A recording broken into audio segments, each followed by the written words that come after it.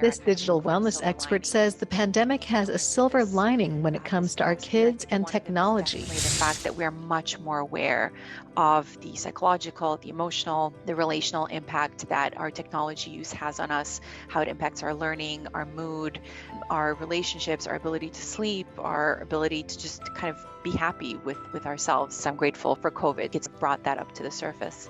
Of course, the fact that we are relying on our screens a lot in both good ways and bad ways. And a lot of children don't really have any other options right now, again, depending on where in the world you are as well, except to really learn through the screen, to communicate through the screen, to just kind of remain connected through that screen. And I don't think it's necessarily a bad thing. Children who are at that age where there really is no need for a screen, it's just often used again as a kind of behavioral management technique, really not anything else. But very, very young children don't really benefit from a screen in any way in which they can't benefit from another human being. When it comes to slightly older kids, especially kids who are going to school, screens are going to have some kind of presence in their lives. And for parents who panic around that, I would say definitely don't panic. He says parents underestimate how much tech children already understand, especially teens. They have a heightened sense of justice and don't like when tech tries to be sneaky and influence their behavior. So this is the perfect time to educate your kids to use tech responsibly. Stay tuned to the end of the show to learn how to make this Valentine's Day Chinese New Year craft and recipe. And for this week's Actions of Aloha segment, we recognize an online program called Comupgirls Hawaii. The 2021 virtual spring camp's goal is to give Hawaii girls in grades 9 through 12 an opportunity in tech, specifically learning cybersecurity and information technology. The Comupgirls participants work with female industry leaders, preparing girls for a career in cybersecurity and IT. Comupgirls is part of a national program focused on increasing opportunities for girls of color in the fields of science and technology in partnership with Cyber Hawaii and University of Hawaii. And now for our main segment with Teodora Pavkovich, a psychologist, therapist, and parenting coach on digital wellness for children. Aloha, Teodora. Welcome to the CoronaMama Zoom room. Thank you so much, Angeline. Aloha to you and to all of our moms watching us. So in terms of what I do, my background is in clinical psychology. I have a master's degree in clinical psychology, and I have training in both psychotherapy and coaching methods as well. And so in terms of the people I work with both individuals and groups. I work with parents and children. I work with corporate groups in the workplace. And my focus is really on emotional intelligence and positive psychology practices, and in particular, how we can bring those into the digital wellness space. It's still a relatively kind of new, unknown field. Part of my focus is on parenting and how to help parents better manage their own digital wellness and their children's digital wellness as well. I think by now, 2020, especially given COVID, we're a lot more aware of this. And that is kind of where my positive psychology background kicks in, and where I kind of look for the silver linings in this past year. I think one of them is definitely the fact that we're much more aware of the psychological, the emotional, the relational impact that our technology use has on us, how it impacts our learning, our mood, our relationships, our ability to sleep, our ability to just kind of be happy with ourselves and the world. It has such a strong impact. And so that's one of the reasons I'm grateful for COVID, that I think it's really kind of brought that up to the surface. Yes, it has. And at the same time, it's forced us in front of the screens even more, especially children.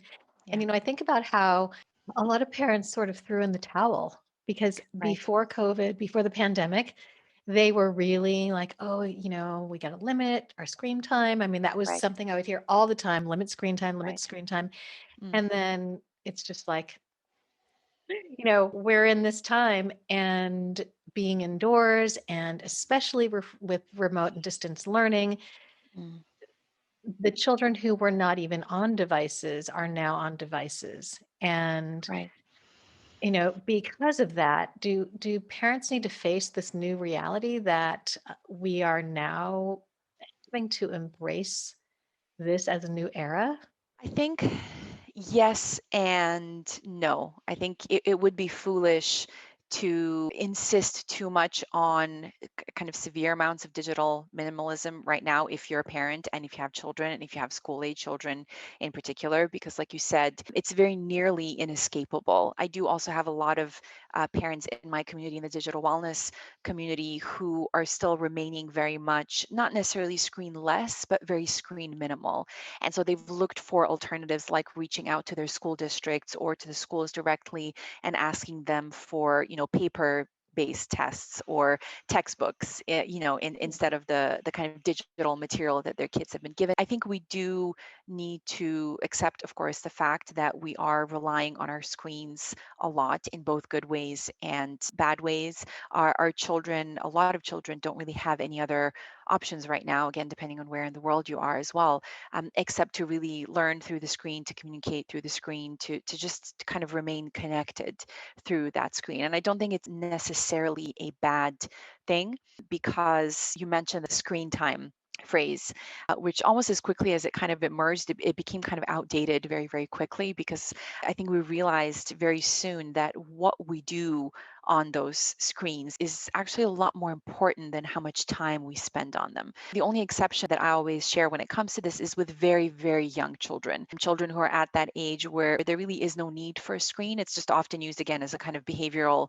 management technique, really, not anything else. But very, very young children don't really benefit from a screen in any way in which they can't benefit from another human being. And because I've spent a lot of time working with kids of that age, it just brought up a lot of questions for me around how is that impacting these kids emotionally? How is it impacting them cognitively? How is it, most importantly, impacting their relationship with their parent? If, in a sense, you kind of insert a device about 2015, 2016, what changed for me at that point was that I kind of started noticing all around me that children were spending more and more time on a screen based device in kind of settings and situations in which they wouldn't have necessarily done before. So I remember there was one kind of moment when I was sitting on a bus, and a parent came on with a couple of their kids, pretty young, below the age of 5, and the children were just kind of perfectly quiet, sort of started looking out the window, as kids do. And the next thing that happened was that the tablet came out, and the child started watching some kind of a cartoon. Curious as to why the tablet came out. What was the reason for it in that moment? Because oftentimes early on, what we would hear is that it was really being used as a kind of behavioral management, kind of hissy fit management device or approach, really. And that wasn't happening in this case. So I was starting to see more and more of that, especially with very young children. The now very kind of classical and very commonly seen, dinner table scenario in a restaurant where again the tablet would come out, or the smartphone would come out again with kids who weren't necessarily misbehaving, because we know that especially below the age of about 5, it's really that parent child connection and that relationship, that very much direct connection, that really determines how that child will develop, again, in cognitive ways, in emotional ways. It has a huge impact on their behavior. It's so many other things. When it comes to slightly older kids, especially kids who are going to school, screens are going to have some kind of presence in their lives. And for parents who panic around that, I would say definitely don't panic around that, or you don't need to. I want to kind of share with you another concept that's a lot more helpful to think about as opposed to screen time, and that's the screenome. So the idea of a screenome, which it sounds more complicated than it is, but all it really means is looking at what we're actually doing on that screen. What are we spending our time doing with our screen-based devices? Because the reason why this whole screen time thing has been such a conflict is because as soon as you're trying to limit something, it becomes a conflict from the very start. So if we shift our thinking a little bit and we think more in terms of mindful screen time or mindful screen use, and we ask some questions around what our kids, not just our kids, but what we are doing on those screens as well. So what are we doing? Why are we doing it? When do we do it? Where do we do it in the physical space that we have available to us? How long do we want to do it for? Because yes, that is an important part of it. It's not all of it, but it is an important factor. Whom are we doing it with? Or are we doing it alone? And then ultimately, if we even want to do it, and are there other options? Are we bored, and are there better ways of kind of alleviating our boredom as opposed to just watching kitten videos on YouTube on autoplay. And then ultimately also asking the question, which I know you had mentioned that you talk to your kids about, and that's how does it make you feel? What kind of feelings guide you into using some of these digital devices and apps and platforms? And how are you left feeling once you're done with it? And really using that as a kind of guiding principle for how we're using the screens. And I think taking that nuanced approach really helps when it comes to trying to get a little bit away from just this very simple concept of screen time. And I just want to limit screen time for my kids. I just want them to spend the least amount of time possible on the screen. It's a kind of oversimplistic way of looking at it, and it's sure to cause conflict. So I think it's a lot more helpful if we look at it in a more diverse way. And so we really look at what are our kids doing? What are the different devices they're using? What are the purposes for which they're using them? What are the family values that we want to preserve as we're using these devices? And then again, asking some of those questions around when do we use them and for how long and for what purpose and how do we feel when we're using them? And I think even though you're asking more questions and you're engaging with this a lot more than you maybe were before, it actually in the long run makes it infinitely easier because it just raises your awareness, it raises your child's awareness around the fact that there are better and worse ways of using digital content, and that there's a way of being a lot more mindful, a lot more kind of in tune with how we're using all of these devices, especially now when we're using them so much because of COVID. I see the mindset for a lot of moms is screen time equals evil. Yes, And so that one yes, word is encapsulating so much feeling and absolutely. something that they can feel like they can hang on to be against. And for Hmm. me and my family, I looked at myself. I always look at myself to see how am I using these Right, devices? What am I right. doing? Yes. And it's not evil. And Hmm. so I just kind of broke it down and I Yeah. thought, well, I'm using it as a tool. I'm Hmm. using it as a social device. Yeah. Sometimes Zoom, sometimes phone. I'm Right. using it as entertainment sometimes. And Mm. so, and then sometimes we sit in front of a projector and watch a movie together. And so Right. that's another device. So I Hmm. thought about that. And I also thought about I have a news background. And so when I produce shows, I think about the news wheel, the whole hour long of Right. the program that I'm trying to program and fit each segment into that hour. Right. And so I thought, well, if we are doing these different activities, I explained this sort of clock Mm. or news hour to my children to Mm. say, well, let's look at how we can portion the Mm. time that we have in our lives. And so Right. it's not only looking at how much screen time for us. It's like, Yeah. well, how much out time versus screen time versus family time versus, so in that Yeah. wheel, we Hmm. have these pieces of the pie that are filled with what we're consciously doing. Oh, Um, absolutely. You've just said so many important things that in my work and my practice with people and with parents in particular that I always try to get across and that I always try to help parents and coach them through implementing a lot of these attitudes to begin with. It's not even about what am I going to do about it. It's about how am I going to think about it and how am I going to relate to this whole topic of tech use. I'm on devices a lot, but Mm. I told my children, like, I'm not fully just in entertainment mode because Right. that's what a lot of children think because that's what they Yes. do. They'll jump on Sure. YouTube. So they're like, oh, mom must be Yes. like entertaining the whole time. But I tell them, I'm Absolutely. using a calendar, I'm Mm. making appointments, Yes. I'm using it as like a word processing tool, Mhm. I'm taking notes, Yes. I'm Yes. making to-do lists to organize Mhm. myself. Mhm. And when they understood that, this is a while ago when they were a little bit younger. Now they're Right. 12 and 13. But Mhm. even at a younger age, they thought, oh, there's different ways to use these devices. And that, like you were saying, Mhm. is a concept where they think, oh, it's a tool, and then Right. those portions of time. Mhm. But I did notice something like you were talking about the way they feel, because when Yeah. they would get on, like, say, either a video game or on something for too long when they were very young, Mhm. I Mhm. said, okay, I want you to just not, I'm not saying don't do it, but when you do, Right. be aware of what's happening to your body and your mind. Do you Mhm. feel Mm, angry afterwards? Do you feel agitated? Are you fighting with your brother yeah. afterwards? Mm-hmm. Um, just notice what happens. Mm-hmm. And they're like, Mom, yeah, start to get like a little bit like hot in the head. Yeah. And, so they really were able to verbalize these things, which was Mm-hmm. really beautiful because it opened Yeah. up a dialogue rather than, no, it's bad. Exactly. Don't do it. And they were Yeah. like, yeah, Mom, I'm feeling that. And their Mm-hmm. awareness was there. Yeah. And as they got older, I think something happens in the brain, you probably know better than me, but where they're Mm. able to manage that and it doesn't cause as much Yeah. agitation.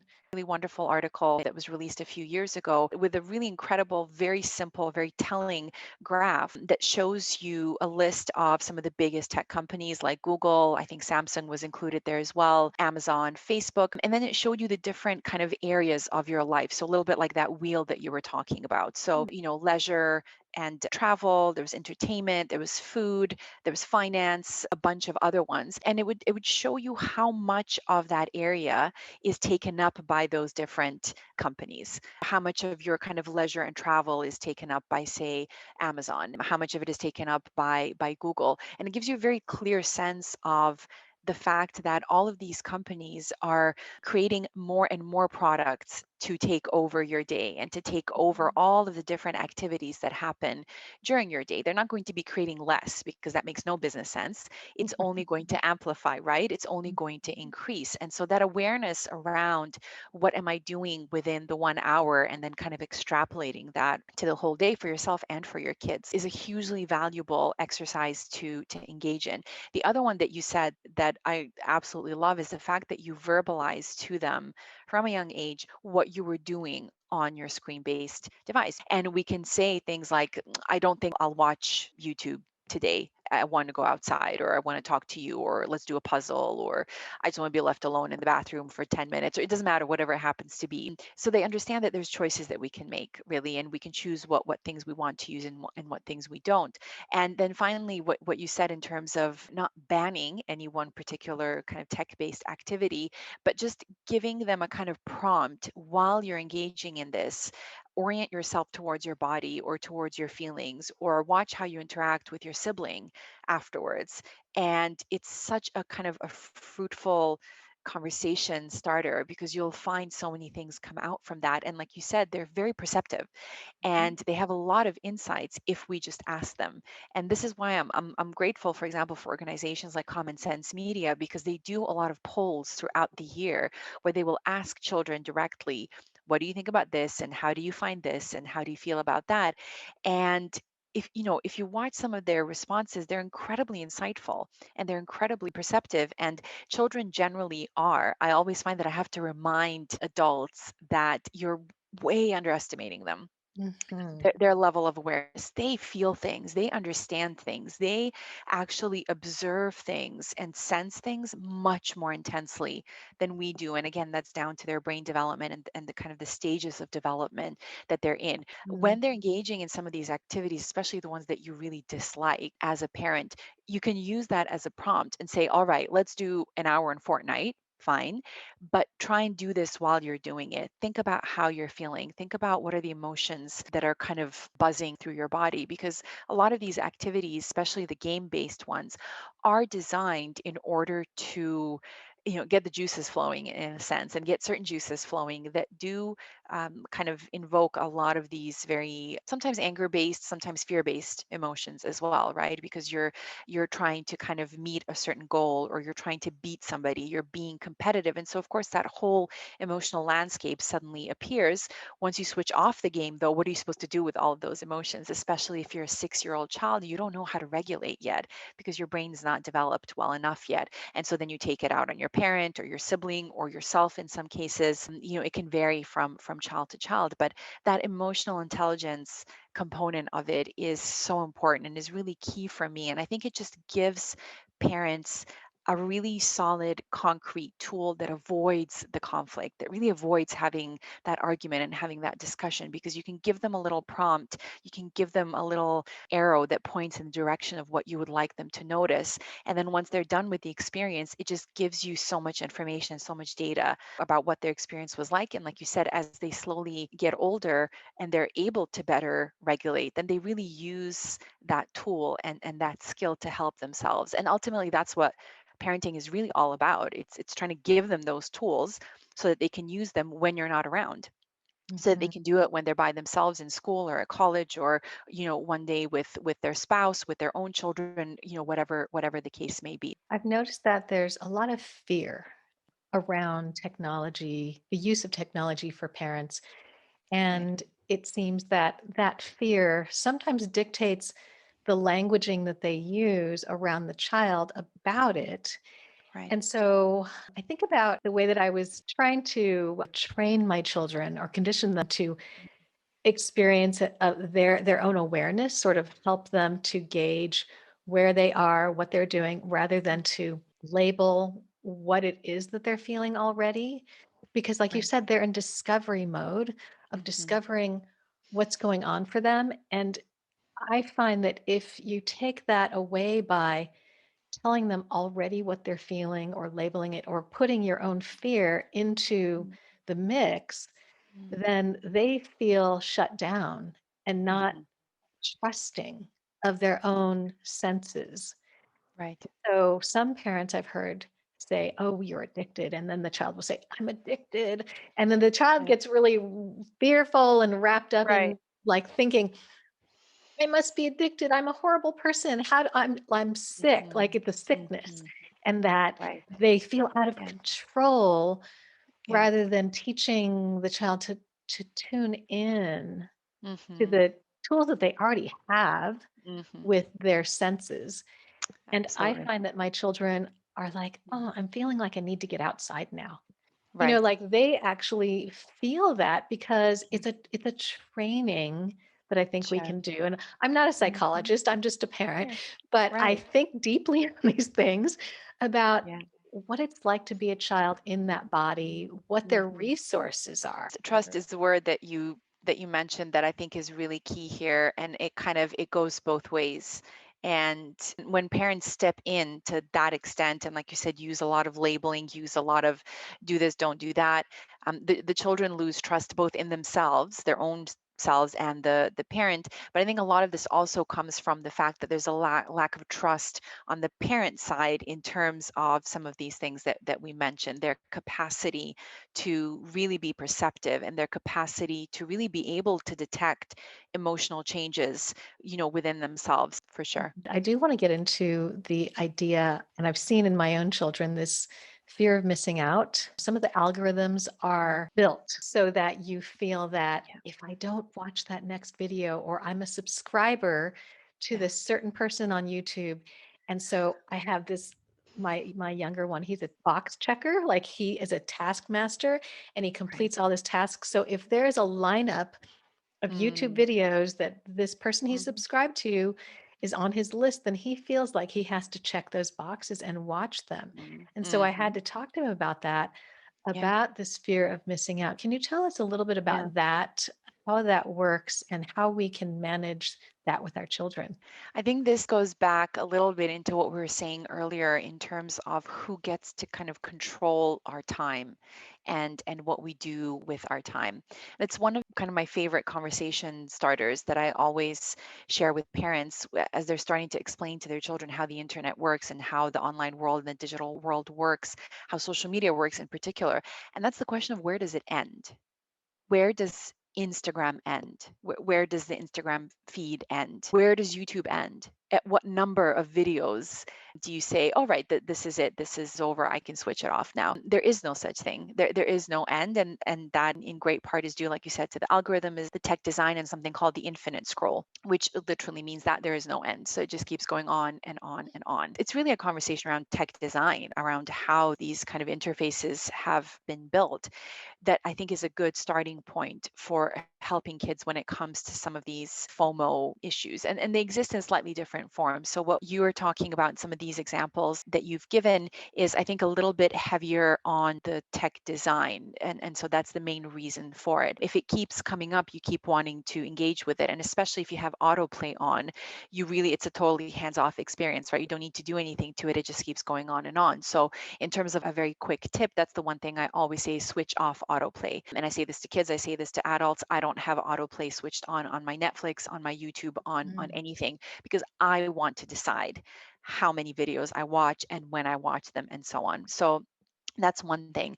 We have that other FOMO that is a lot more difficult to manage. And this is kind of older kids, sort of teenagers, adolescents tend to experience it more, which is a literal missing out of kind of social connections and social events and taking part in these moments when your friends are together doing things. And this has probably been one of the most difficult to kind of have to deal with for adolescents, this ability of seeing everything that everybody is doing absolutely all of the time. And so you're constantly reminded of the things that you are not doing and the things that you are not a part of. And even if you weren't necessarily excluded intentionally, you still feel like you were, because you're simply not there. It's literally painful to our brain. A lot of research has uncovered that the same part of our brain that gets activated when we experience physical pain is also activated when we experience social rejection. And so you're almost feeling kind of pain every single time that you see an example of an interaction that you were not a part of. Speaking in terms of our evolution and of our survival, being left out hundreds of thousands of millions of years ago meant pretty much definite death. You had to be a part of the group, right? You had to be a part of the group to survive. And we see that playing out now in so many different ways. And so that kind of FOMO is really nothing new, right? Human beings 500,000 years ago experienced FOMO. It was just it was a very, very different way. So experiencing that kind of fear and dread, even right now, is completely normal. It's completely natural. It's down to just how our brain is built. But the problem is that we have a very clear view now of all the different things that we are not a part of. And so I've known and spoken with some teenagers who've simply kind of deleted some of the social media platforms like Instagram, for example, that they just found far too difficult to engage with, because again, that question of how did it make them feel? Again, I think it's important to also remind kids that there are choices in terms of how they interact with their friends. Thank you, Angeline. And here's how you can connect with Teodora. And don't forget to stay till the end to see our Valentine's Day Chinese New Year craft and recipe. Okay, well, that is our show for this week. Thank you so much for watching, and I'll see you back here next week. For now, take care, stay safe, and be well. Aloha.